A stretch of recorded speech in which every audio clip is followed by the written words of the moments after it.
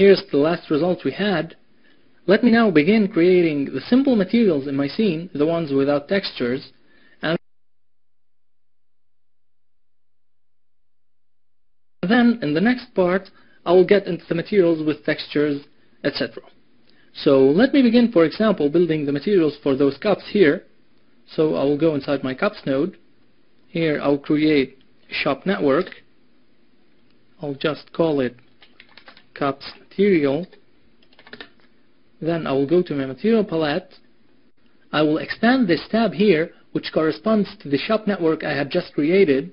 This one here, you can read here cups material, and here you can read also cups material. So let me expand it, and then I'll create a reflective material inside it.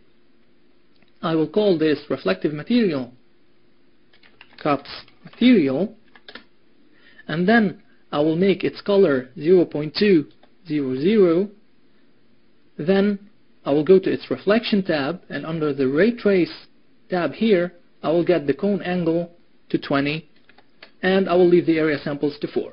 In fact, the cone angle here defines how much blurred reflections you want on your material. So the bigger this value, the more blurred reflections you have. And this area samples parameter defines the samples you want to use for your blurred reflections. So the more the samples, the better the result, but the longer the render time. And then I will go to my specular tab here, and I will take the specular intensity down to 0. In fact, in this scene, you will notice that I'm turning the specular intensity down to 0 on all the materials.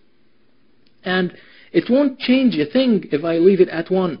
It's because the specular is the reflection of an area light in the reflective material. So it's like if you are seeing the reflection of the area light itself in your reflective material. But since in this scene we do not have any direct illumination lighting my objects except for the 2 lamps, so I do not need any specular intensity. So I will take all the specular intensity on all my materials to 0. Let me now assign this material to my cups, so I'll go back to my object context. I will hit the U key to go up, and then I will go to my cups node, and under the material tab here I will assign the material I had just created. The next material I want to create is the teapot body material. So let me go to my teapot node, and here also I will create a shop network. I will name it teapot materials. Then I will go to my material palette. I will do the same. I will expand this tab here, which is teapot materials. I'll create inside it a reflective material, and then I will make its color 0.300 this time, and I will also take its specular down to 0 and its reflection intensity down to 0.8. You may be wondering about the values I'm using for the different parameters. In fact, those are the values I got for the final render I showed you. So let me now assign this material to my teapot body. Let me hit up, and then I will go to my teapot body here, and I will assign the material I had just created. I forgot to rename it, so let me just go inside here and let me rename it and make it teapot body. The next one I want to create is the material for this vase thing here. So let me go inside my pot node. Inside here also I will create a shop network. I'll call it pot materials. I'll go to my material palette. I will expand this tab, and here I will create the first reflective material, which will be the material for the pot body, and then I'll create a second reflective material, which will be the material for the sticks. So let me select the first reflective material. I will call it pot body, and then I will give it the values. For the color I will give it 2, 1.54 and 0.98. Then for its specularity down to 0, and its reflection I will make it 0.2. Then for the sticks I'll just select the second reflective material.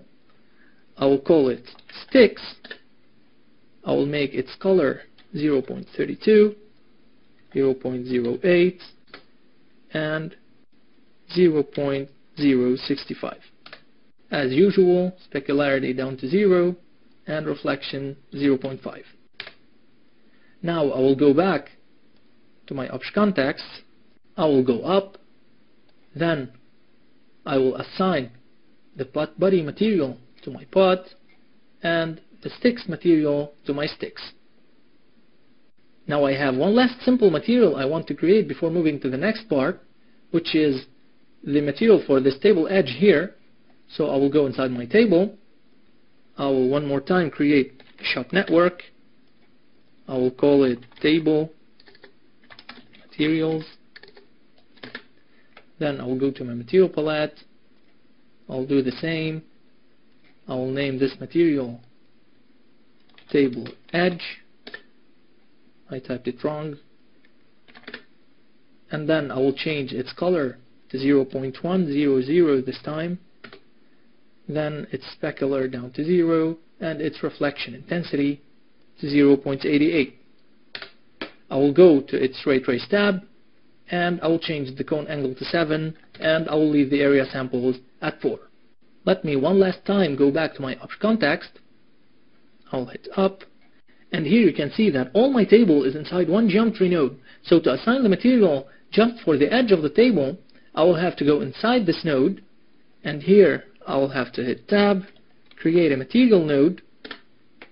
I'll just attach it here, and then in this material parameter I will specify the table edge material I had just created. So I'll specify it here, and now I've got all the simple materials assigned to my objects. Let me take a render of my scene to see the result.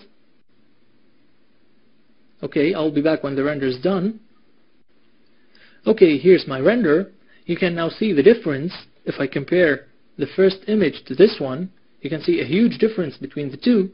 If you look at the cups, at the teapot, at the vase, at the table edge, etc., you can see a huge difference and my image become a lot nicer. Let us next move on and work on the remaining materials and assign the textures, etc., to get our result closer to the final result.